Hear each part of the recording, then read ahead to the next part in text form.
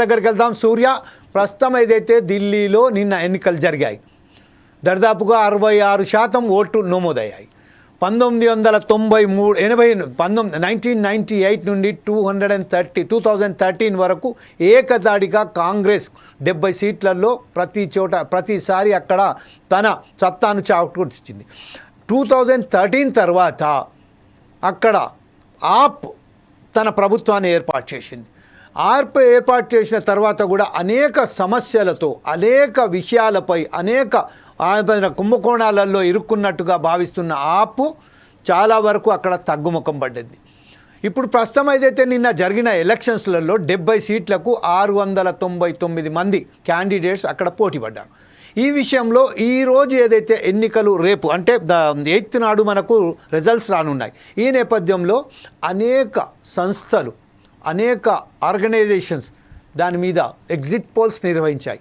ఈ విషయంలో పూర్తిగా ఏ ఎగ్జిట్ పోల్స్ ఎంత అనే ప్రెడిక్షన్స్ ఎట్టున్నాయి, అసలు వాస్తవానికి మీ అంచనా ప్రకారం ఢిల్లీలో ఎవరు అసెంబ్లీ ఎన్నికలలో గెలుపు పొందబోతున్నారు?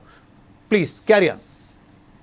సార్, ఏదైతే ఢిల్లీ శాసనసభకు మొత్తం 70 స్థానాలకు నిన్న ఎన్నికలు అయితే ప్రశాంతంగా అయితే ముగిశాయని చెప్పొచ్చు. ఉదయం 7 గంటలకు మొదలైన పోలింగ్ సాయంత్రం 6 గంటల వరకు కూడా సాగడం జరిగింది. కొన్ని చోట్ల అయితే దాదాపుగా 11:30 అట్లా కూడా కొద్దిగా మనకు రిలాక్సేషన్ ఇచ్చినట్టు తెలుస్తోంది. నిన్న తీసుకున్నామంటే దాదాపుగా 66% వరకు కూడా ఓటింగ్ శాతం అన్నది నమోదైంది. ఒక నిజం చెప్పాలంటే ఇక్కడ చాలా మంది చదువుకున్న వాళ్ళు, చాలా మంది ఇంటెలెక్చువల్ పీపుల్ ఉంటారు, అందులో బిజీగా ఉంటారు, చాలా పనులతో ఉంటారు. అయినా కూడా 66% వరకు ఓటింగ్ జరిగిందంటే నిజానికి చాలా మంచి ఓటింగ్ శాతం అని చెప్పవచ్చు. వాళ్ళని అప్రిషియేట్ చేయాల్సిన విషయం కూడా. అదే విధంగా తీసుకున్నామంటే దాదాపుగా అన్ని పనులు ముగించుకున్న తర్వాత పలు పోలింగ్ కేంద్రాల్లో సాయంత్రం 6 గంటల తర్వాత ఓటర్లు పెద్ద ఎత్తున బారులు తిరిగినట్టు కూడా మనకు కనిపించింది. అదే విధంగా కొన్ని చోట్ల అయితే అత్యధికంగా ఓటింగ్ శాతం కూడా నమోదైంది. నార్త్, ఈస్ట్ ఢిల్లీ జిల్లాలో తీసుకుంటే అత్యధికంగా 66.25%, న్యూఢిల్లీ జిల్లాలో తీసుకుంటే అత్యల్పంగా 56.16% పోలింగ్ అనేది రికార్డ్ అయినట్టు మనకు ఎన్నికల కమిషన్ అనేది వెల్లడించడం జరిగింది.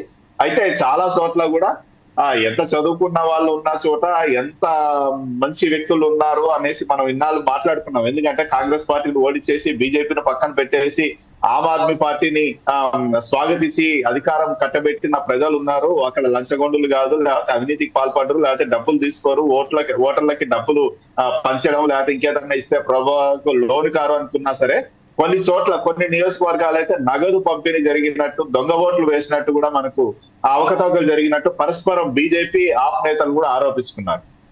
ఇక్కడ మొత్తం 699 మంది అభ్యర్థులు పోటీ పడ్డారు. అంటే కాంగ్రెస్ పార్టీ, ఆప్, అదే విధంగా బీజేపీ, ఇంకా స్వతంత్రులు, ఇంకా చిన్న చిన్నగా పార్టీల నుంచి కూడా తీసుకుంటే దాదాపు 699 మంది అభ్యర్థులు పోటీలో ఉన్నారు. వీళ్ళందరి భవితవ్యం ఏంటి, గెలుపోటములు ఏంటి అంటూ ఈ నెల 28వ తేదీ మనకు తేలే అవకాశాలు అయితే ఉన్నట్టయితే మనకు కనిపిస్తున్నాయి. గతంలో ఒకసారి మనం పరిశీలన చేసుకుంటే 2020లో జరిగిన ఎన్నికల్లో 62.59% పోలింగ్ అన్నది నమోదైంది. అప్పట్లో ఆ ఎన్నికల్లో ఆప్ 62 స్థానాల్లో గెలుపొంది విజయం అన్నది సాధించింది. భాజపా అయితే 8 చోట్ల విజయం సాధించింది. కాంగ్రెస్ పార్టీ అయితే కేవలం ఒక స్థానాన్ని కూడా గెలుచుకోలేని పరిస్థితుల్లోకి వెళ్ళిపోయి ఉంది. అయితే ఈసారి అయితే పోటాపోటీగా ఆప్, అంటే మీరు చెప్పినట్టు చాలా ఆరోపణలు, అవినీతి ఆరోపణలు, పరిపాలన సరిగా లేదు, సంక్షేమ కార్యక్రమాలు ఇవ్వలేదు, కనీసం నీళ్లు ఇవ్వలేకపోయింది, పొల్యూషన్ చాలా ఎక్కువ ఉంది, దాన్ని అరకట్టలేకపోయింది, ఇటువంటి చాలా ఆరోపణలు వచ్చాయి. దాంతో ఆప్ అన్నది కాస్త వెనుకబడ్డదా అంటే అవును అని చెప్పుకోవచ్చు. మరి ఈ సందర్భంలో బీజేపీ నరేంద్ర మోడీ నాయకత్వంలో కాస్త ముందుకి వెళ్ళింది. అందులో ఆల్టర్నేట్ అనేది లేకుండా పోయింది. అక్కడ ఇస్తే అధికారం ఇస్తే ఆప్కి ఇవ్వాలి, లేకపోతే బీజేపీకి ఇవ్వాలి, అటువంటి పరిస్థితి అన్నది ఎదుర్కొంది. కాబట్టి ఈసారి బీజేపీకి పట్టం కడతారా అన్నట్టుగా అయితే చాలా అనుమానం, అంటే సామాన్యులు సైతం మాట్లాడుకుంటున్నారు. అయితే ఈసారి అయితే ఎన్నికల్లో భాజపా, అదే విధంగా ఆప్, అదే విధంగా కాంగ్రెస్ పార్టీ త్రిముఖ పోరు అనేది జరిగిందని చెప్పొచ్చు. అయితే ఈసారి అధికారానికి ఆప్ దూరం కావచ్చు అన్నట్టయితే ఎగ్జిట్ పోల్స్ అనేది చాలా మంది ఎగ్జిట్ పోల్స్ అదే చెప్తున్నారు. అయితే ఒకవేళ అధికారానికి దూరం అయినా సరే పెద్దగా మెజారిటీ అనేది తగ్గపోవచ్చు, పెద్దగా స్థానాలు అనేది తగ్గపోవచ్చు, స్వల్ప ఓటమి అనేది జరగవచ్చు అని చెప్తున్నారు. ఏదేమైనప్పటికీ కూడా బీజేపీ ప్రభుత్వమే అక్కడ ఏర్పాటు చేసి, బీజేపీ పార్టీనే ప్రభుత్వాన్ని ఏర్పాటు చేసే అవకాశాలు అయితే కనిపిస్తున్నాయి. ముఖ్యంగా మనకు ఎగ్జిట్ పోల్స్ ఇచ్చిన మ్యాట్రిక్స్ కావచ్చు, ద పీపుల్స్ పల్స్ కావచ్చు, పీపుల్స్ ఇన్సైట్ కావచ్చు, టైమ్స్ కావచ్చు, చాణక్య స్ట్రాటజీస్ కావచ్చు, ఇవన్నీ కూడా దాదాపుగా స్వల్ప మెజారిటీనే చూపిస్తున్నాయి. ఇప్పుడు మ్యాట్రిక్స్ తీసుకుంటే బీజేపీకి 35 నుంచి 40 అని చెప్తున్నారు. ఆప్ కి వచ్చేసి 32 నుంచి 37 స్థానాలు, కాంగ్రెస్ కు ఒక స్థానం అన్నది వాళ్ళు చెప్పడం జరుగుతోంది. ద పీపుల్స్ పల్స్ వచ్చేసి 51 నుంచి 60 స్థానాల వరకు బీజేపీ అంటున్నారు. అదే విధంగా ఆప్ కి చాలా తక్కువ స్థానాలు వస్తాయని చెప్తున్నారు, 10 నుంచి 19 స్థానాలు. ఇంకా కాంగ్రెస్ కి అయితే అసలు గెలిపే ఉండదు, ఒక్క వ్యక్తి కూడా, ఒక క్యాండిడేట్ కూడా గెలిచే అవకాశాలు అయితే లేవు అన్నట్టుగా చెప్పారు. అదే విధంగా పీపుల్స్ ఇన్సైడ్ వచ్చేసి 40 నుంచి 44 స్థానాలు అని చెప్తూ, ఆప్ వచ్చేసి 25 నుంచి 29 స్థానాలు, అదేవిధంగా కాంగ్రెస్ కి ఒక స్థానం అనేది వాళ్ళు చెప్పడం జరిగింది. అదే విధంగా టైమ్స్ నౌ వచ్చేసి 39 నుంచి 45 స్థానాలు బీజేపీకి, అదే విధంగా 22 నుంచి 31 స్థానాలు ఆమ్ ఆద్మీ పార్టీకి, అదే విధంగా 2 స్థానాలు కాంగ్రెస్.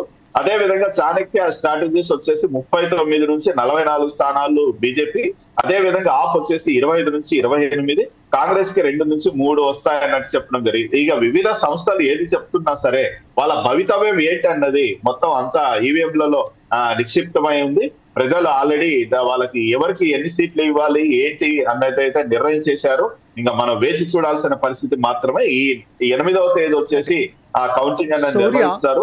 తప్పనిసరిగా వాళ్ళ భవితవ్యం తేలిపోతుంది. దాదాపుగా సామాన్యులతో, మేధావులతో సైతం మాట్లాడుకోవడం అయితే ఎక్కువ స్వల్ప స్థాయిలో అయితే తేడా అనేది ఉంటుంది. ఆప్ ఓడిపోవడానికి అయితే బీజేపీనే అధికారాన్ని చేపట్టవచ్చు అన్నది అయితే అంచనాలకి అయితే వస్తున్నారు. సూర్య, ఇప్పుడు ప్రస్తుతం మిస్టర్ క్లీన్ గా ఒక ఇన్కమ్ ట్యాక్స్ కమిషనర్ గా ఉన్న ఆప్ అధినేత అరవింద్ కేజ్రీవాల్ మిస్టర్ క్లీన్ గా గుర్తింపు పొందారు.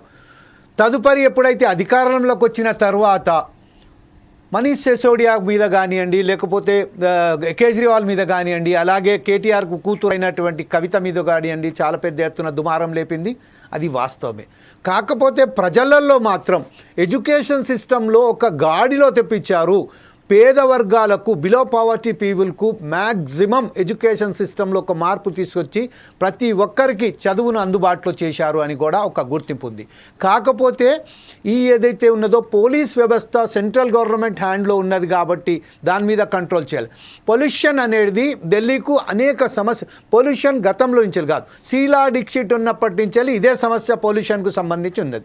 యమునా నదిని ఒకసారిగా క్లీన్ చేయడం కార్యక్రమంలో కూడా, అది పరిశుభ్ర చేసే కార్యక్రమంలో కూడా తీసుకున్నారు. కాకపోతే ఆప్కు బీజేపీకి ఉన్న డిఫరెన్సెస్సే ఆపు ప్రధానమైన ఓటమికి కారణాలు అంటే అనుకుందామా, లేకపోతే కాంగ్రెస్ వైఫల్యాలు? ఇంకోటి ఏంటంటే మనం గుర్తించవలసింది, Congress have a very good initiative at the time of Sheila Dikshit. తర్వాత శీలా దీక్షిత్ తర్వాత వరుసగా ఇప్పుడు మనం చెప్పుకున్నట్టుగా, మీరు కూడా చెప్పినట్టుగా కాంగ్రెస్ ఖాతా కూడా ఓపెన్ చేసే స్థాయిలో లేదు అని చెప్తున్నారు. దీని అంతటి కారణం ఏమనుకుంటున్నారు? సార్, ఏదైతే మీరు చెప్పినట్టు గతంలో శీలా దీక్షిత్ ఉన్నప్పుడు అసలు ఓటమి ఎరగని నేతగా ఆమె పేరు ప్రఖ్యాతలను తెచ్చుకున్నారు. చాలా బాగా ఉంది. ఎందుకంటే ఢిల్లీలో పరిపాలన సాగించడం అన్నది ఆషామాషి విషయం అయితే కాదు. అక్కడ ఎందుకంటే బ్రతుకు తెరువు కోసం కావచ్చు, ఉద్యోగాల కోసం కావచ్చు, వ్యాపారాల కోసం కావచ్చు, ఇతరేతర పనుల కోసం అనేక మంది అక్కడికి నిరంతరం వస్తూ ఉంటారు. అది ఒక పెద్ద ఒక మినీ ఇండియా లాగా ఉంటుంది ఢిల్లీ అనేది, మామూలు ఆషామాషి విషయం కాదు. కాబట్టి అన్ని తరగతుల ప్రజలకి, అన్ని వర్గాల ప్రజలకి ఒక పరిపాలన చేయడం, ఒక అందరినీ సంతృప్తి పరచడం అనేది మామూలు విషయం కాదు. అటువంటి పరిస్థితిని ఒకప్పుడు కాంగ్రెస్ పార్టీ అనేది తీసుకురావడం జరిగింది. అయితే ఏది ఏమైనప్పటికీ, ఏ ప్రభుత్వం వచ్చినా, ఏ పార్టీ వచ్చినా, ఏ వ్యక్తులు అధికారాన్ని చేపట్టినా సరే కొన్ని అనేది వైఫల్యాలు అనేటువంటి ఉంటాయి. ఇప్పుడు పొల్యూషన్ అంటున్నారు. పొల్యూషన్ వచ్చేసి నిజానికి ఢిల్లీలో చాలా కాలుష్యం, ముఖ్యంగా పక్కనే ఉన్న హర్యానా రాష్ట్రంలో వచ్చేసి అనేక కర్మాగారాలు, ఫ్యాక్టరీలు చాలా ఉన్నాయి. పారిశ్రామికంగా చాలా డెవలప్మెంట్ ఉంది. ఆ పొగంతా ఏమవుతుందంటే ఇటువైపు ఢిల్లీ వైపు వచ్చేస్తుంది పూర్తిగా. అంటే వాయు కాలుష్యం అనేది చాలా ఎక్కువ. అదే విధంగా జల కాలుష్యం కూడా అటువంటిదే. అదే విధంగా ఎంత స్థాయిలో అంటే నిజం చెప్పాలంటే కేజ్రీవాల్ వచ్చేసి ఒక మంచి చదువుకున్న వ్యక్తి, ఒక ఉన్నత స్థాయి నుంచి వచ్చిన వ్యక్తి, ఆలోచనలు చాలా ఉన్నతంగా ఉంటాయి, చాలా మంచి వ్యక్తి. నిజం చెప్పాలంటే అన్ని రాష్ట్రాల ముఖ్యమంత్రుల కంటే కూడా అతను అతి సామాన్యుడు లాగా మనం చూసామంటే ఎన్నికల సమయంలో కూడా ఒక ఆటో డ్రైవర్ వచ్చి కొట్టడం కావచ్చు, లేకపోతే ఇతరత్ర వ్యక్తులు అతన్ని దాడి చేయడం కావచ్చు, ఇటువంటి చూసాం. వేరే వ్యక్తులు అయితే, వేరే పార్టీలు అయితే వేరే రకంగా ట్రీట్ చేస్తాయి. కానీ చాలా సమయంతో వాళ్ళు అసలు ఏం జరిగింది, ఎందుకు అతను కొట్టాల్సి వచ్చింది, ఎందుకు అతను నన్ను రిజెక్ట్ చేయాల్సిన పరిస్థితి వచ్చింది తెలుసుకునే ప్రయత్నం చేసి ముందుకు వెళ్ళిన ఒక నేత అని చెప్పొచ్చు, ఒక మంచి వ్యక్తి అని చెప్పొచ్చు అతను. కానీ ఎంత మంచి వ్యక్తి అయినా కానీ అతని చుట్టూ ఉన్న మంత్రులు కావచ్చు, ఎమ్మెల్యేలు కావచ్చు, ఎంపీలు కావచ్చు, ఎవరైతే ఉంటారో వాళ్ళ పార్టీ నాయకులు ఒక్కరు తప్పు చేసినా సరే ఆ తప్పుకి పర్యవసరం ఎలా ఉంటుంది అంటే ఇతను బాధ్యత వహించాల్సి వస్తుంది. కాబట్టి అదే పరిస్థితిలోకి కేజ్రీవాల్ అనేది పోవడం జరిగింది. అందులో అక్కడ ఏదైతే కాంగ్రెస్ పార్టీ డీలా పడిపోయిన తర్వాత బీజేపీ పార్టీ అక్కడ పుంజుకోవడం జరిగింది. అందులో కేంద్రం స్థాయిలో బీజేపీ పార్టీ అనేది అధికారంలో రావడం జరిగింది. అక్కడ పోలీసు వ్యవస్థ భద్రత ఏదైతే ఉందో పూర్తిగా కేంద్ర స్థాయి ఆధీనంలోనే ఉంటుంది, రాష్ట్ర స్థాయి ఆధీనంలో ఉండదు. అదే విధంగా వీళ్ళు పుంజుకోవడం వల్ల ఆప్ పార్టీకి దాదాపుగా గత వాళ్ళు ఎప్పుడైతే గెలిచారో అప్పటి నుంచి కూడా 2020 నుంచి కూడా ఆప్ పార్టీకి వ్యతిరేకంగానే పోవడం జరుగుతోంది. చిన్న విషయాన్ని కూడా భూతత్వంలో చూపించేసి వాళ్ళని అరెస్ట్ చేయడం కావచ్చు, ఇబ్బంది పెట్టడం కావచ్చు, దాడి చేయడం కావచ్చు, మాటల యుద్ధం కావచ్చు, ఇవన్నీ ప్రజలకు బాగా చొచ్చుకునే ప్రయత్నం కూడా చేశారు.